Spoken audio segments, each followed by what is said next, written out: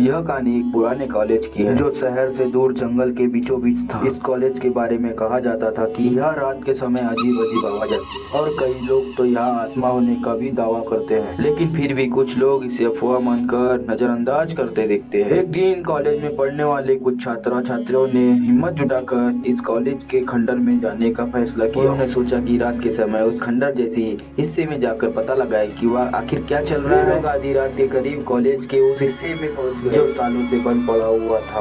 वहाँ जाने से सख्त मनाही थी। उनके पहुंचते ही वहाँ सन्नाटा छा गया। चारों तरफ अजीब सी ठंडी महसूस हो रही थी। हल्की हल्की आवाजें भी सुनाई दे रही थी, मानो कोई धीमी धीमी रो रहा हो। जैसे ही उन्होंने आगे बढ़ने की शुरुआत की, उन्होंने पुराने गलियारों दीवारों पर खून के निशान दिखाई देने लगे। अब उनके अंदर डर भर गया, पर वे खुद की हिम्मत बढ़ाने लगे। तभी उन्होंने किसी की पैरों की आवाज सुनी, माना कोई उनके पीछे आ रहा हो। जैसे ही उन्होंने मुड़कर देखा, वहाँ कोई नहीं था। देखकर वे सभी घबरा गए और वापस जाने का फैसला। तभी उनको लगा कि हमको जाने से कोई रोक रहा है। उन्हें पता चला कि इस कॉलेज में कई साल पहले एक छात्रा के साथ रहस्यमय तरीके से मौत हो गई थी। कहा जाता था कि उसकी आत्मा अभी भी वहाँ भटक रही है और उसे इंसाफ का इंतजार है। कुछ लोग यह भी कहते थे कि वह कॉलेज के स्टाफ से परेशान है, जिसने उसके साथ नाइंसाफी की। उसकी मौत को आत्महत्या बताया गया था, लेकिन कोई भी इसके बारे में पक्के तौर पर कोई कुछ नहीं जानता था। जैसे ही वे लोग इस बात को याद कर रहे थे, ठंडी हवा का झोंका आया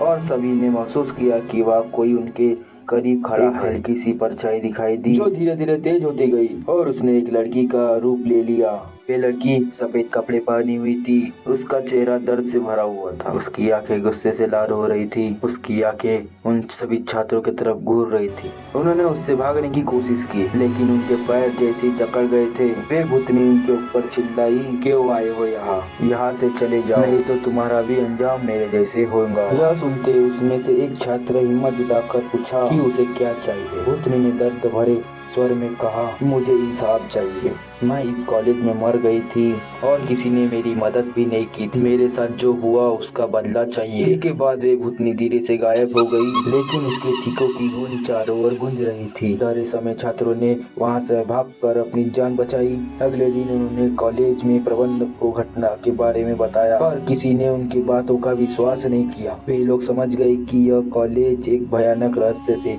भरा हुआ है जो शायद कभी सामने नहीं आएगा। लेकिन उन छात्रों ने कभी भी उस हिस्से में दोबारा जाने की हिम्मत नहीं और लोगों को भी वहां जाने से मना करने लगे। आज भी रात के समय वो हिस्से में वो भूतनी निकलती है जो इंसाफ की तलाश में भटक रही है। वीडियो पसंद आई होगी तो लाइक कर दो, सब्सक्राइब कर दो, शेयर भी कर दो। धन्यवाद।